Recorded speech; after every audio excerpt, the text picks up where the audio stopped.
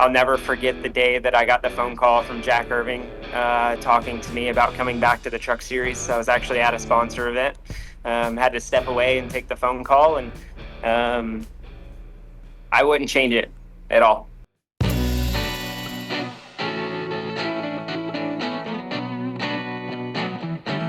Welcome all to Power Hour, powered by Toxic Waste, hazardously sour candy.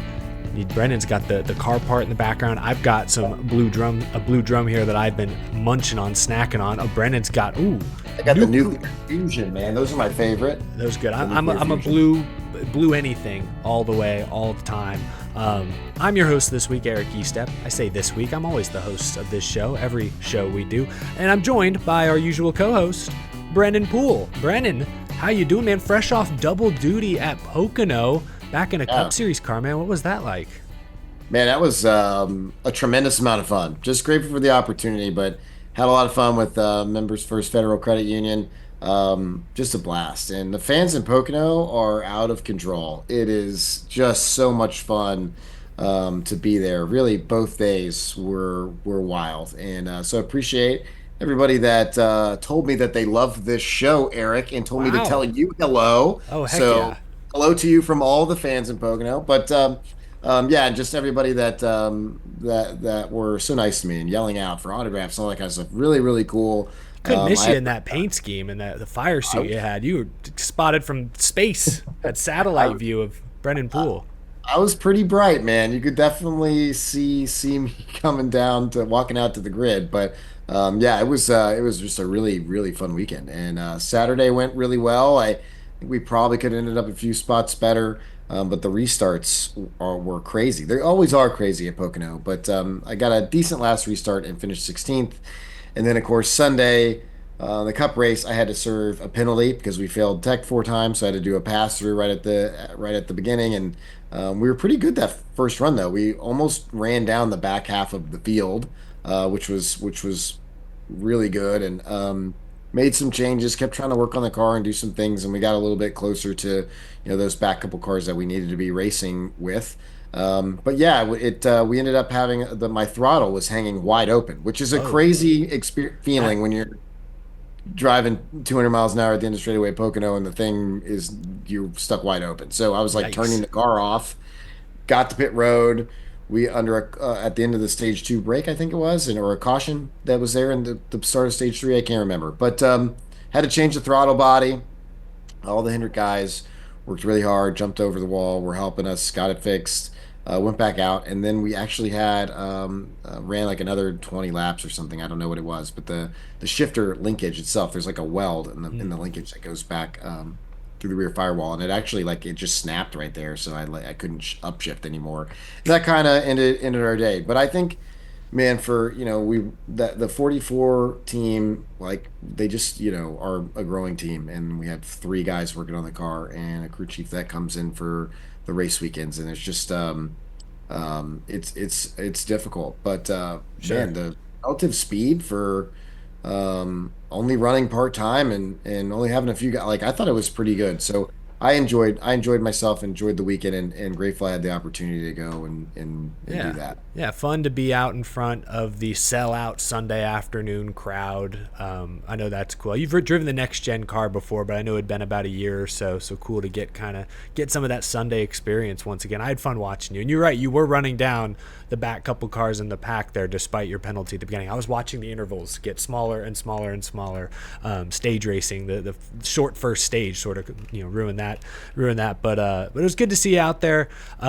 You're in that Xfinity Series race that Dale Earnhardt Jr. won as a crew chief. I don't know if you saw any of the buzz around that this week, but what are your thoughts there? I mean, Connor Zilisch, for one, winning on an oval is a pretty big deal, but Dale Jr. can add crew chief winner to his resume. Pretty soon, we're just gonna be able to say Dale Earnhardt Jr. can do it all. Yeah. Can do everything. I don't know, man. It's pretty cool. I think it's got to be a great feeling for him to step on the box and be in the crew chief role. And I know he's got engineers, and Sure. that Motorsports has some of the best engineers in the Xfinity Series. helping him make, they're making those calls. But I think, yeah, I think he enjoyed his time in that. Yeah, that's a really cool thing, and cool for Zilich to get his first oval win. I know that road course guys are usually pretty good at Pocono, so it's not really surprising to me.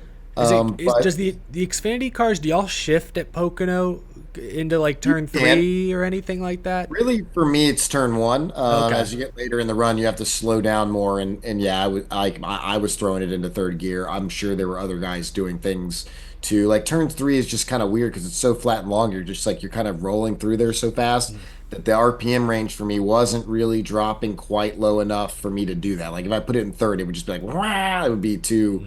You can't. But in turns one, it works for sure. Interesting. Yeah. Well, then there may be a point there helping some of the road course guys, get up to speed quickly. But yeah, Connor Zilich, second win of the season.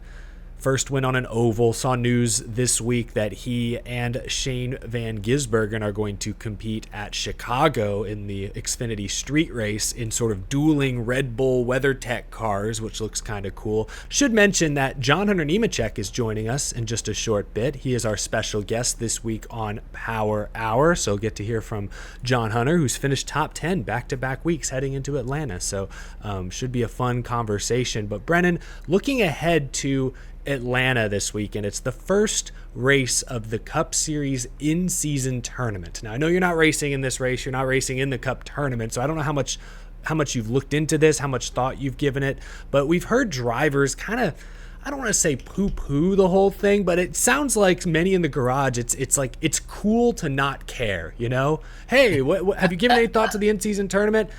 No. I didn't even know it was happening. I'm not changing a thing. That's the vibe I'm getting whenever reporters ask. I'll have to ask John Hunter Nemechek and see if he's given any thought to the in-season tournament. Maybe he'll give a similar response. We'll find out, I suppose. But I want to get your take. Like 32 drivers put into a 16 different matchups into a bracket. Next 5 weeks, $1 million prize. What do you think of it? What is your overall initial reaction before we actually see this thing, in action? Can we have it in Xfinity and also race for $1 million? Hey, Yeah, I mean, yeah, that's when Xfinity Dash for Cash evolves into their own CW needs something to promote. There you go. maybe. Yeah, I mean, I don't know, man. I actually think it's kind of cool to be able to race for $1 million. You're 1v1 in a race throughout this. What is it? Is it 5 races? It's Five. five races.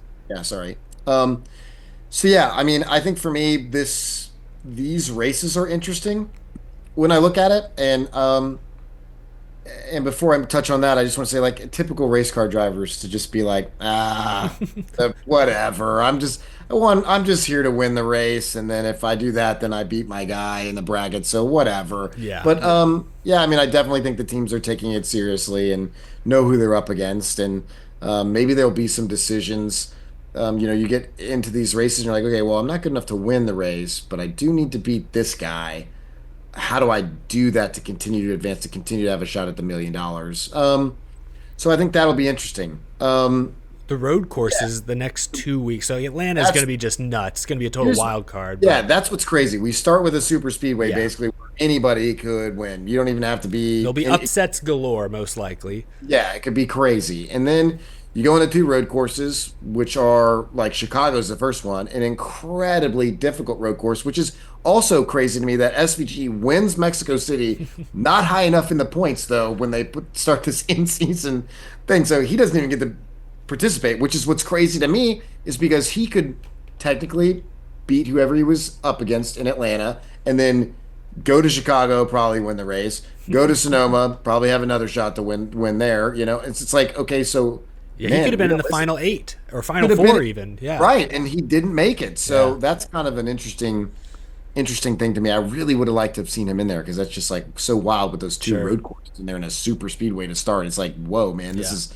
nuts. But yeah, I think it's going to create some extra excitement. The only thing that I will say is I think people kind of forgot that this was happening, and then like this week we're like, whoa, the in-season tournament starting. I wish there was a little bit more talk about it leading up to now. The seeding, the way they like seeded the drivers was kind of convoluted. They didn't just base it off the point standings. It's based on your best finish of the last 3 races that we just ran. And so I think because the seeding was somewhat complicated and difficult to follow, there wasn't that buildup that maybe they were hoping for the last 3 weeks. Instead, now I think everyone this week is finally like, okay, the bracket's out there. I can see the matchups. Okay, now it seems real. Let's talk about it. But she didn't have the buildup the last few weeks they may have been expecting. I've seen others dismiss it as another convoluted format in a sport they say is full of convoluted formats. And I mean, maybe that's fair to an extent. I know, Brennan, we haven't talked in a while, but there was an article this week. I saw reporter Adam Stern retweeted it, but it was from the San Diego Union Tribune, talking a lot about the rumors that NASCAR could add a street race to San Diego in the coming years, which I think would be pretty cool.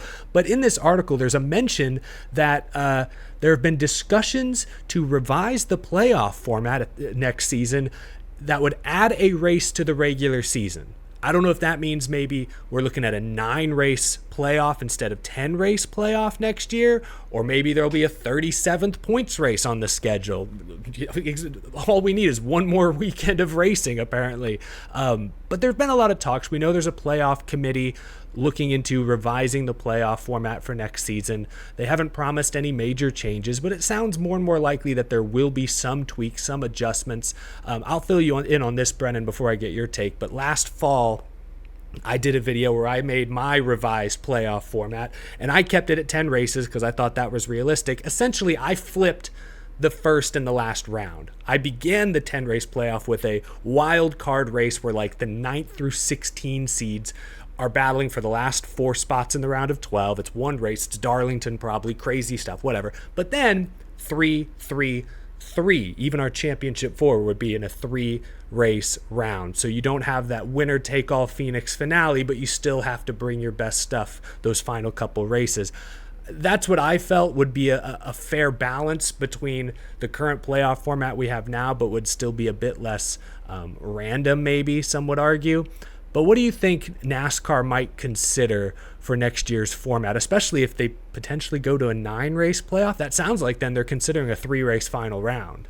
Yeah, I think that's what we're gonna see. I think this will could possibly be the last year of the Final Four, one race, winner take all type of deal. And I think the reasoning behind that is just because it's not one team versus one team in a game. It's sort of it's a lot more complicated than that, with a lot more different variables and machinery involved. So it's like I think there needs to be sort of a consistent element in there.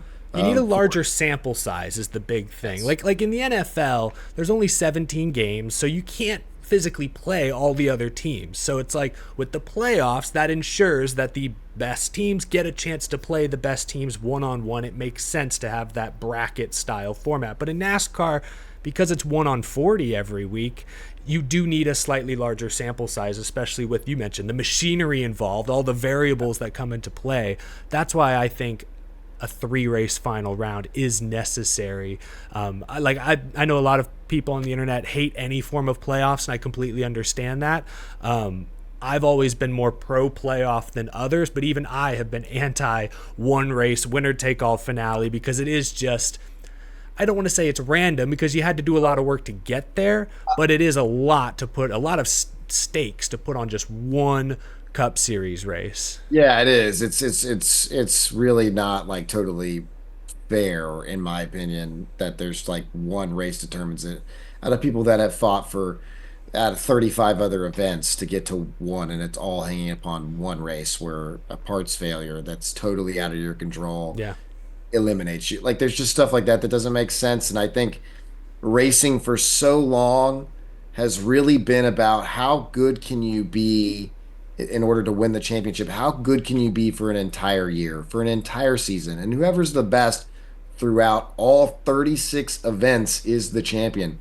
And that's kind of how it's been forever. And to me, I think a lot of the hardcore fans, it's like hard to get over the fact that it's like, okay, that's not how it is anymore. It's kind of who's the best for 9 races, and then who doesn't, who gets through the final race is the champion. And I think what happened is the Joey Logano situation a year ago, where he's out and someone is disqualified, Yeah. and now he's in, and then he goes and wins all of it when he technically missed, and the person that got thrown out was like they got thrown out for something that really kind of did. Borderline. Yeah.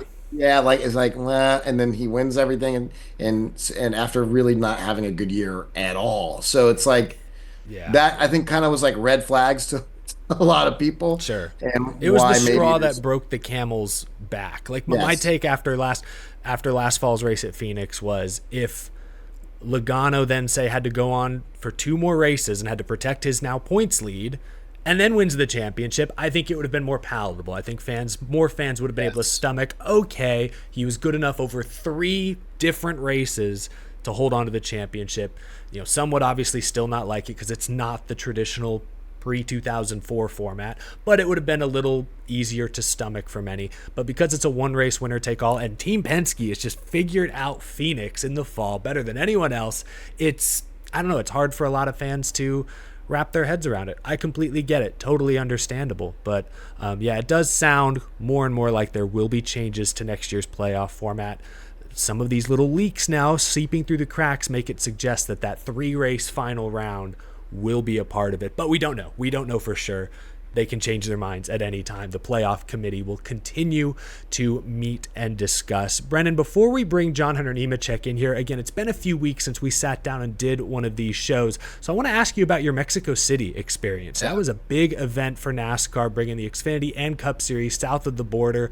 I hear that some of the logistics were very difficult for the teams. I don't know if you had any mechanical issues with planes or any travel issues yourself, but just real quick, like debrief your overall weekend, and then we can talk about maybe the future of racing in Mexico City. But how was your Mexico City experience? Yeah, I mean, I'm really glad that I got to go and do it, and that we did it. I did not have any travel problems or anything. I just flew on normal commercial, and had no problems. The buses were there when I got there. I mean, I had to wait a little bit, but no big deal, right? And got on my bus and drove through the city. It was crazy. Just really cool to see that city. I'm really glad I got to see it, and I went to some restaurants with some of my crew members and team owner Tommy Joe Martins and his girlfriend Skylar and my wife and my guys that worked on my car and other people, and just had a really good time experiencing the culture. So yeah, I really enjoyed it. I will say the altitude is no joke. Totally a lot more hardcore than I thought it was going to be, which I tried to train and be ready for it. But the first day I was there, definitely like when you get there, you're all good because you've had oxygen. You just flew Sure. from lower altitude. But Pressurized cabin or something. I yeah, don't know. you're good. And but by that night, man, like I woke up like 4:30 in the morning and was just kind of like nauseous and dealing with that. And it was from the altitude, not from anything else. I had a totally fine experience with all of my food and everything else. But I will say too, like even at the racetrack where we had the catering, you had to go up like three flights of stairs, right, to get up top where they had all the breakfast and the lunch and dinner for all the guys and everyone working in the industry.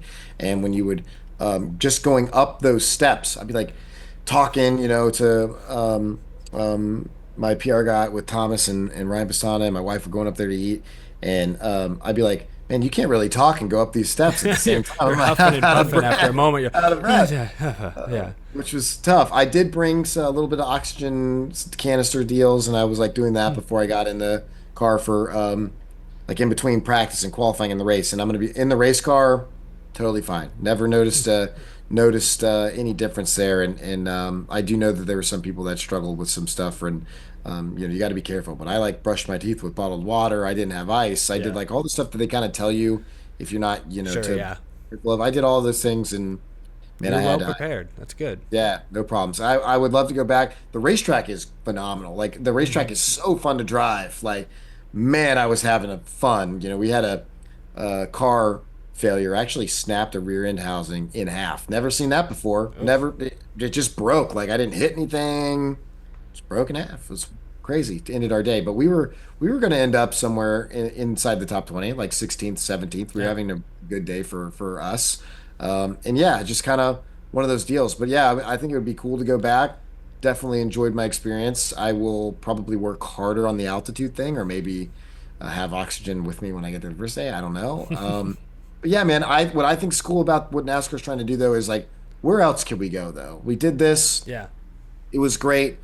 I know that Canada's going back to Montreal would be cool. I'd love to do that. And I also know like that there have been talks about Brazil. I don't know if Xfinity would get to go and do that, but man, imagine racing that there. Where what an iconic, legendary track that it like. Just trying to do some more things like that to continue to expand the sport and maybe continue to bring more money into the sport to help all of us. I think Yeah. would be great. So I'm kind of open to having all of those experiences. But I'm also comfortable like traveling internationally. I want to see things, man. I want to see the Sure. world, experience other 100%. things. But it was really fun. Yeah. Well, I'm glad you had a good time. Yeah, I feel the same way. The way I view it is, NASCAR has done a good job the last few years, I think, of weighing the past and the future. For every Chicago street race or Mexico City big new flashy thing, they brought back North Wilkesboro. They brought back Bowman Gray. They've written love letters to the grassroots racing fans in the South. So yeah, I want to see them continue to push both boundaries. If they go up to Canada and do Montreal in the future, I think that would be great. That just seems perfect for a Cup Xfinity weekend. Hopefully they can get the logistics sorted out. Mexico was a logistical, I don't want to say nightmares. For some it was. It was logistically difficult for many, but it was also the first year. If they go back, I'm sure they'll iron out some of those wrinkles. But even domestically, there have been reports that they might maybe put the Clash or something inside of the Philadelphia football stadium. I mentioned the San Diego street course is a possibility. Like they are. Let's fix Hickory next. Let's go to Yeah. That's what. Okay, we're gonna go run San Diego. Great. What's the short track like counterpart? Like we got to keep the scale balanced. Okay, Hickory. We'll figure out Hickory somehow, some way. I don't know. I like to see them. Yes, they're walking a line. Maybe they're trying to talk out of both ends of their mouth. Maybe some people view that as disingenuous. But I mean, we got Rockingham on the schedule this year for Trucks and Xfinity. Never saw that coming. Wasn't it awesome too? It was a good race. It was a very good race. So wouldn't have saw that coming 5 years ago, 2 years ago even didn't see that coming. So I don't know. They've walked a very fine line. I think they balanced up their schedule very nicely. So yeah, in Mexico, I did not go in person, obviously, but I was there, or I was watching at home, and it seemed like the energy seemed great, which you don't get that same energy at every NASCAR race on the schedule nowadays. So it was cool to see something fresh, a little different. But we'll see. We'll see what they do going forward. Brennan, I think it's about time we invite our guest this week, Hunter Nemechek, into the show. Let's see what he's got to say. Brennan, we are now joined by Legacy Motor Club NASCAR Cup Series driver Hunter Nemechek. It's great to have you on the show, man. How you doing? How's life after back-to-back sixth place finishes? We caught you at a good time, it feels like. Yeah, you definitely did. It's been a really good year for us, I would say. Compared to the year that we had last year, it's definitely a step in the right direction for us. There's been a lot of new hires over the offseason. There's been some great personnel changes in different roles. I have a whole new 42 team. I think there's only one guy that is the same on my car this year. So a lot of new for me again, the second year back at Legacy, and it seems to be gelling well. The processes and procedures and all the hard work that has been put in place over the off season and over the off week, kind of turning a little bit of a momentum shift around for us after our Easter break has been really good for us. So it's fun when you're excited to show up at the racetrack every weekend to see where you're at on speed and how you can continue to improve every single week and just continue to get better. Coming into this deal, it's been a tough task to build from the bottom up for sure, with no alliances and whatnot, but being able to have a 7-time champion like Jimmy Johnson and someone who doesn't do anything half-ass and does everything to his maximum potential at 100% is great to have in your corner. And I haven't found anything that Jimmy sucks at yet, so except maybe shooting free throws with Shaq. I don't think he's a very good basketball player. But all in all, I think that he will be very successful as a team owner as well. Yeah, it's been I mean, from last year, this year, it looks like night and day over. And I know at Legacy Motor Club last year was the first year with Toyota. I imagine building up that notebook, starting kind of from scratch, was difficult. But I mean, just looking at where the team was 12 months ago compared to, I mean, now you have 6 top 10s on the year. That's 2 more than you had all of last season. We're not even halfway through the year. So it seems like a completely different team from the outside looking in. So, I mean, how do you even like come to terms with the turnaround the organization seems to have had? Yeah, we're having conversations internally that we didn't think that we would be having for another year or two, really, from the building side of things. Our progression has definitely been successful in our eyes. Obviously, I want more. I want to win races. I want to contend for wins more so on a weekly basis. But to be honest with you, my goal coming into this year was to try and run top 20 every week and to be consistent in doing that. Last year, it was either hit or miss, and there was no in between. So this year, it's been about consistency, producing the race cars as best as we can every single week. No trick of the week BS, I will say. And just being able to prepare 2 race cars every single week for myself and Eric the same, and to have them close on speed. I mean, we went to Michigan, and a testament to everyone at Legacy Motor Club. We qualified, I don't know, 21st, 22nd, somewhere in there with each other. And we were 3 thousandths off of each other with 2 completely different race cars, but the same build. So the processes, the procedures, everything that we're doing internally within the team is working and paying off. We just got to continue to execute and continue to run the best that we can, and focus on the things that matter. That's awesome to see. And you mentioned a moment ago working with Jimmy Johnson. He's been, from what it sounds like, a bit more hands-on this year. But I also want to know what it's like working with Travis Mack. You have a new crew chief this year. What has he brought to the table? Yeah, Travis has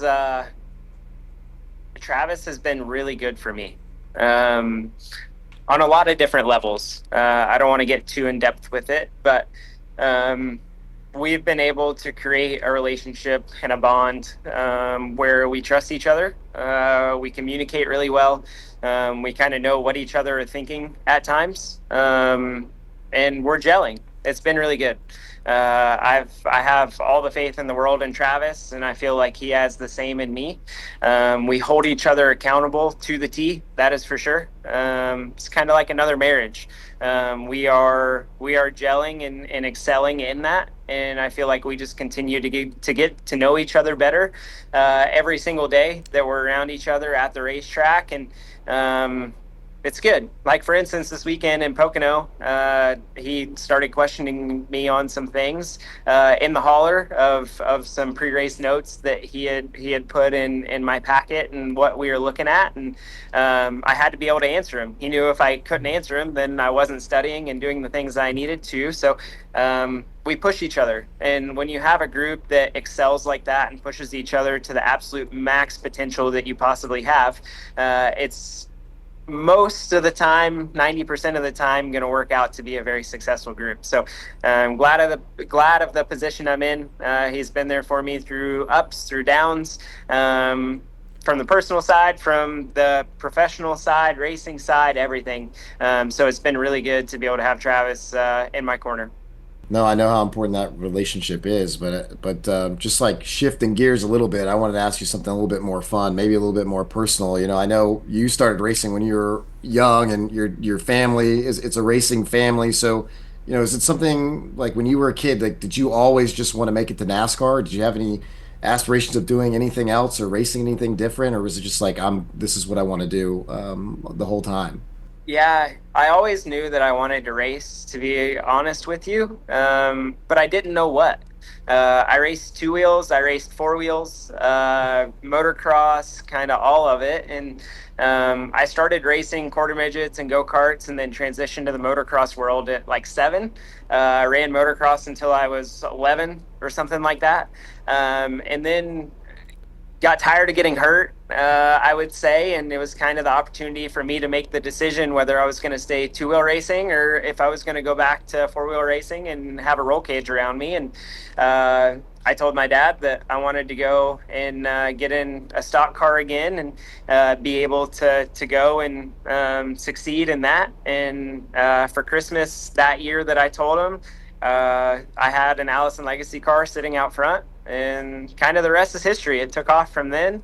I played stick and ball sports growing up as well, football, lacrosse, tried baseball for a little bit. I had fun doing it, really enjoyed it, but it always came back to the competitive edge and racing for me. I want to go back to your rookie Cup Series season for a moment because we talk a lot now. Like, I don't think there's any practice on the schedule for Atlanta this weekend. I could be wrong about that. And a lot of that stems from the COVID season. That was also your Cup Series rookie season. When you look back at that year, like, I don't know, how do you look at that season now, knowing the challenges that you as a young driver had to face? Uh, Man, that's a very good question. 2020, I know it was tough on a lot of people, but that was one of the toughest years that I've had mentally as a race car driver. Um, Showing up as a rookie, not having practice, going to the racetrack, not being able to change anything, just showing up and racing. We adapted well in a lot of situations, and other situations we didn't. I don't regret that year. I don't regret going Cup racing in 2020. It taught me a lot. It helped me grow as an individual on and off the racetrack. But it was tough. I was not the most pleasant human being to be around during that time period. And there were times where my friends didn't want to be around me just because I was in a down mood. There were times where I was struggling and trying to figure out how to get better and really couldn't. But, you know, a lot of things that come easy in life don't teach you life lessons. And a lot of the hard things that you have to go through teach you a lot of valuable lessons. And we've all been there as race car drivers. We've all been through it. It's how the sport is. It ebbs and flows. And it's not really what you do in that moment. It's how you recover from it and how you learn from it and continue to move on. So I learned a lot from that year, and it was hard showing up and not having practice and having to just go jump in and learn. And like I said, we had some really good runs that year and some not so great runs that year. But that's kind of the Cup Series, and that's racing. It's hard. It's hard to be successful in the Cup Series. But I feel good about the situation that I was in, like I said, and I wouldn't change it for the world. And on that note, you then found a new home the next year and years after with Toyota. Yep. I know you've probably been asked the question, a couple of years ago all the time about moving back down to the Truck Series, working your way up the ranks back into a Cup Series program. But now that it's been a few years, I guess I wonder, like, it seems like it's worked out pretty well for you now at Legacy Motor Club, having some success. But, like, if you could go back to 2020, 2021, would you do things the same way? Would you still choose to go back down to trucks with KBM, or would there be other paths maybe you would have considered? I wouldn't change it at all. That's kind of been my answer, and I'm sticking to it. I found a home here with Toyota. They have been very great to me. I'll never forget the day that I got the phone call from Jack Irving talking to me about coming back to the Truck Series. I was actually at a sponsor event, had to step away and take the phone call, and took me about 2 days to decide what I was going to do. They needed an answer. Front row needed an answer for me to stay or go, and didn't really know what I was going to do. I leaned on Taylor quite a bit during that time period. Had a lot of other chats. There were a lot of people telling me not to do it. And in my mind, I knew that I could win races in the right equipment. I had done that. I'd proven myself in equipment before. But I also knew the risk of that. If I went back to KBM and didn't win a race, my career was practically probably going to be over as far as finding a top tier ride. So I was okay with taking that bet on myself. And honestly, it has worked out probably better than I could have imagined at the start. I wouldn't change my pathway at all. Through that, I got to rekindle some relationships with some family members, and my uncle Eric Phillips actually left JGR as a Cup car chief, most winningest crew chief in the Truck Series, to come back down and crew chief me in 2021 and 2022. I had Aspen in 2021 as well. Like there's a lot of upside there for me, and a lot of great memories through the years. And I've been able to win a lot of races over the last 4 years, I guess, of moving back as well. So I'm grateful for the home that I'm in now. Grateful for the opportunity. A lot of that came about, I would say, from the Toyota family. I started my career with Toyota in the Truck Series when I was 16 years old with a couple races, and ended up moving manufacturers to Chevrolet for a little bit with our team owner's decision. And those guys have always been in my corner and pushed me to be better, even when I was at Chevrolet. They hated racing against me, they said, but it was a lot of fun. So I don't know. I truly believe everything happens for a reason, and being able to come back to Toyota and be a part of the Toyota GR family now, I should say, it's been a great opportunity for me, both professionally, personally, all of the above, and been able to create a lot of great relationships out of it. And now we're here at Legacy Motor Club and having fun every week. It seems like it's worked out. Everything worked out really well for you. We'll wrap up with a couple wild card questions. Brennan and I were just talking a little bit about his experience racing in Mexico City a couple weeks ago. You obviously ran very well in that race. Would you like to see NASCAR go back, or would you like to see NASCAR continuing to push, international borders, I guess? Yeah, I think it would be really neat to be able to continue to push international borders. I thought the facility at Mexico City was great. I thought being able to race there was fun. The racetrack was fun. I enjoyed it. I had a lot of fun with it. I think because we ran well, it's also really good for me to have those feelings. But all in all, I feel that it would be really neat to go back. I feel that we can probably even do a better job with the fan perspective and more crowd in attendance for it and different things of that sort. But overall, it was a really neat experience, and glad that we were able to continue to make history in NASCAR by going international and having a points race in the Cup Series. And who knows? I enjoyed going to Canada as well when we were in the Truck Series and being able to do that. And I think it's really neat when you're able to go to different venues, different spots, and being able to bring a whole different fan base and crowd that you may not get by racing in the States. 100%. Yeah, I know. I totally agree. We'll wrap up with this. Looking ahead to Atlanta, it's the first week of the in-season tournament. I know I've heard drivers say, it's not going to change how I race. I'm not really even thinking about it right now. Have you thought about it? Do you know who you're matched up against this week? Yeah, I do. I matched up against Josh Berry. It's going to be tough. Those cars are good at the drafting tracks. That's going to be a tough matchup. They are. The only reason I know that is from Travis telling me. So, I mean, honestly, like Brennan knows, like when you go to race, right, you want to go out there and you want to do the best that you can possibly do every single weekend. And you want to be able to go and try and win the race. And with that, sometimes it works out, sometimes it doesn't. But if you're having a day and you're not running great and you don't have a shot to win, then in the back of your mind, hey, I got to beat this one guy to continue to advance through the bracket challenge. So I think that thought is there, but it's not at the forefront of your mind of, hey, like I'm going to go beat this guy. Just because you want to do the best that you can do and you want to beat everyone out there. Like it's nothing different than every single week. But I think being able to have this from a fan perspective, bringing the bracket challenge through the next 5 races is really neat.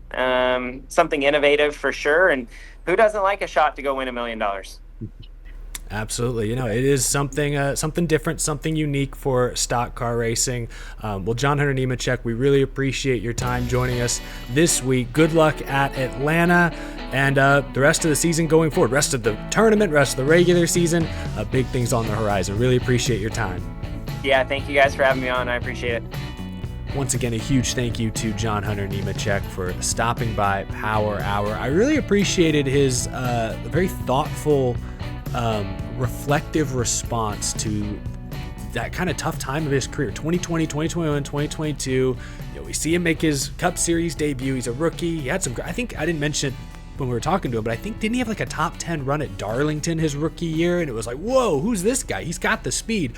But obviously it was a tumultuous season. To go back to trucks, win there, win in Xfinity, like that is, that's a journey that doesn't work out well for everyone who tries it, but he tried it and it's gone extremely well. So it was fun to get to know John Hunter a bit more. We've got fan questions coming up, but first, one more shout out to our sponsor, Toxic Waste Hazardously Sour Candy. We've seen some awesome toxic waste colors and schemes on your race cars the past couple of years, Brennan. Yeah. We really appreciate their support. Always delicious. But now let's get to some fan questions. And remember, if you're watching this on YouTube, you can leave a comment down below. Any question you may have for me or especially Brennan, drop it in the comments section and we'll do our best to reply in the next episode of Power Hour. But we have a couple here, Brennan. One we may have answered before. I can't remember, but if we have, it's been a while. Maybe your opinion has changed. This is for you, Brennan, from Larson Racing Updates. Big Kyle Larson fan in the chat. Does Brennan Poole like when the Cup drivers race with the Xfinity regulars? Yeah, I mean, I don't mind it. I mean, those guys are really good, and you always learn stuff from them. So like I don't really care. It also makes helps me out if I can beat some of those guys and show that like, okay, well, maybe he deserves to be a Cup Series on a regular basis and not just like part-time sometimes. But yeah, I mean, I feel like none of us really care that much when they come down and battle it out with us. And NASCAR's done, I think, a good job of balancing it now, where like Cup regulars can only make a handful of Xfinity starts. You're not able to interfere with the playoffs late in the season, the championship fight. I think it's a decent balance. I don't want to see Kyle Busch run all 30 Xfinity Series races like he used to. I think we're past that, but it's fun to see him drop down, or Chase Elliott or Larson or Byron or Bowman or whoever. It's fun to see them drop down and race a few times every single year, at least as a fan. I do, because I like to see where drivers like you or some of these, especially these young guys, I love to see where Connor Zilic stacks up, or Carson Kvapil, or so on and so on. It's cool to see where the young guys stack up against the Cup Series regulars. But this is a good question, I think, here from driver_1. What were your first jobs? And then they say in parentheses, outside of racing, for Brennan. Yeah. Have you worked outside of racing? Because I know you've done a lot of interesting jobs around motorsports. Yeah, I mean, I've done a lot of stuff. I filmed Dartfish for a couple of years, did all the stuff for RCR and like all the Turner Motorsports trucks and some stuff like that. And I've spotted. I was a spotter for a little while when I was only running a few races, and driver coached a couple of guys coming through. Not many people know this, but I spotted a race for Eric Jones, and we won the race together in Berlin, Michigan. So that's right. That was like, ARCA, right? yeah, ARCA days. So I've done a lot of interesting stuff. But I think the only thing like that wouldn't be considered racing was still on cars. Is when I was in high school. Shout out Joey Smith and Innovative Designs. We did air ride suspension on all different types of, mostly like square body old trucks, with like blades and all the air ride suspension stuff was like kind of a cool thing, like show cars and stuff for in the Houston area, which was like a cool thing to do. But I took care of all my dirt modifieds at that shop as well, and Joey Smith helped me set all those stuff up. So like we were working on race cars at night and putting air ride suspension on trucks and Cadillacs and things like that during the day. So, but I've always kind of been around cars or in the auto industry in some form, even that, like we would hang bodies and do other stuff on other dirt late models and modifieds and street stocks and all that stuff. And I was there every day after school and the entire summer all through high school. Like I'd leave high school and just go straight there and work on cars and work on my race cars at nighttime. Yeah. Yeah, I don't have a very good answer for this either. I mean, you've always worked on cars and stuff. I've always edited video and done digital editing and all that sort of stuff. Like I've been on YouTube since I was 13 years old, posting videos, not full time, but I've always been actively posting videos here. In college, I had some internships at some production studios, some small film companies a couple times. But one of my first jobs I got paid for, like legitimately, I was in high school. I would edit promotional or instructional videos for a family friend owned a board game publishing company, and they would need like short instructional videos on like how to play the game, and they would send me a lot of the assets, like the graphics, the cards, the character pieces, and I would like go in and kind of edit and animate like how to play the game. Like, all right, well, first you draw a card, then if the card says this, and I did a good handful of those, just freelance, I guess. But I was in high school, and that was like the first time I was asked to actually edit something that I got paid for. So if you're talking about first job, it's not that exciting at all, but it was a job that still kind of like your job, with trucks, still kind of relates to what I'm doing today. So yeah, it's interesting. I've been fortunate to kind of be doing YouTube and independent content creation, I guess, now for my entire adult life. So it's been very consistent career paths, let's say, for both of us up to this point in our lives.